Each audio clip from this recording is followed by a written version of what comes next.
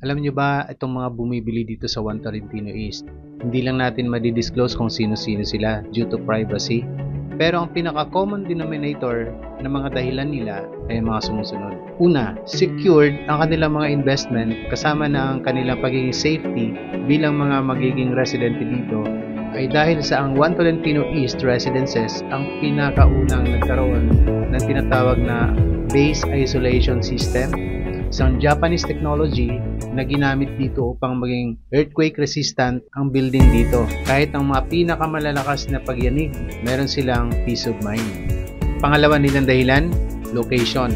Location-wise, ang One Tolentino East ay napaka-strategic ang location nito because it is located in the heart of Tagaytay and is very accessible in all ins and outs of the city. Maliban sa may close view ka na ng Taal Lake, Tagaytay Highlands, Rotonda and the Manila skyline, very close din ito sa lahat ng mga key tourist destination. At ang pangatlong panalo sa kanilang puso kung bakit pinili nila ang One Tolentino East ay kung sino ang mga nasa likod nito.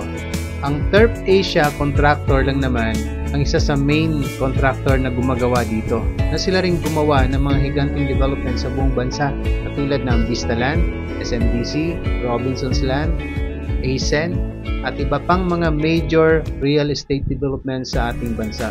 At ang owner and developer nito, ang Taal DC or Tagaytay All Alpha Land Holdings Development Corporation, na siyang may nangungunang residential and commercial developments dito sa Tagaytay and of course nearby locations.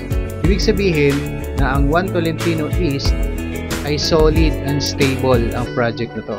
At ikaw na ang mag-discover ng pang-apat at iba pang mga dahilan kung bakit ang One Tolentino East ang susunod mong investment, second home, o di kaya Airbnb business. Next year na ang turnover nito. Kaya't humabol ka na habang naka-pre-selling tayo dito. Madami ang mabilis na mag-reserve kasi 40,000 lamang ang reservation fee.